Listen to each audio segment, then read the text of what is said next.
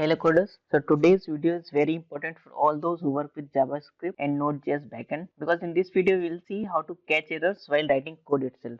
So if you see here, if I just add s here, so it becomes results, but we do not get any error. If you see, results is not even declared anywhere and we are using it here. So we should get an error, but we are not getting any error. So to catch these errors while writing our code itself, we can use ESLint, and we will use Prettier to format our code easily. For ESLint, we'll just come to this site here, or just search on ESLint, and then we'll first install it using this command.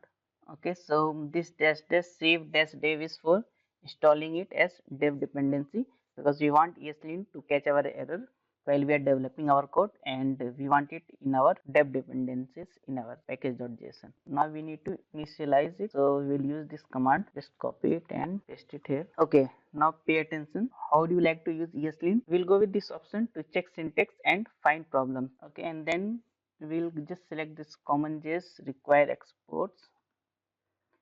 Will framework, we'll choose none of these. Java TypeScript, no. Then where do your code run?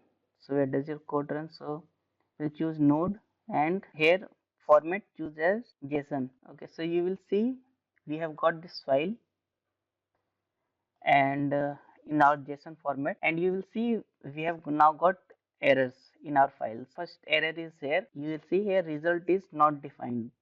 So to solve it, okay, so now this error is removed, and if we come to server.js, you will see here also we are getting user task is declared, but its value is never used, and so because this is unused import statement, then also we are getting error.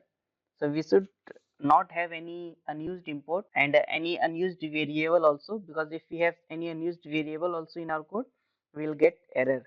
So we'll, to solve this, we can just delete this line, or we can just write some rules here and make this as warning. Means whatever variables are not used, we'll make those as warning instead of errors. I have already researched and got this rule. You can just paste it here. Now if you come back here, okay, yeah, here if we are having error, then we will get error here, red line, and since we are having warn here, warn, so it is just giving me warning. But yeah, it's better if you just comment it out or just delete it. Now to solve this error, so it is saying process is not defined, but we need this process when we deploy our server on, let's say, Heroku, so or any other cloud platform. So for that, in here we just need to change it. While uh, while ESLint init also we chose Node, but I don't know why it gave browser. So to solve this, just choose Node here, and you will see that that error is gone. And if you just hover over this process, you will see node.js.process. So it is working perfectly. Yeah, so now we are able to detect errors while writing our code itself. Now to format the code, as said, we will use Prettier. So I already have it. I just install this Prettier code formatter, and here we need to make some changes in our JSON settings. So just come to preferences, open settings, and just paste these lines. Yeah, editor.format on paste true, and editor on format on save true. And for JavaScript, we are using this Prettier formatter. So this line JavaScript editor.default formatter, we are setting it as our Prettier formatter. So as soon as we press save or control S, our code will automatically get formatted.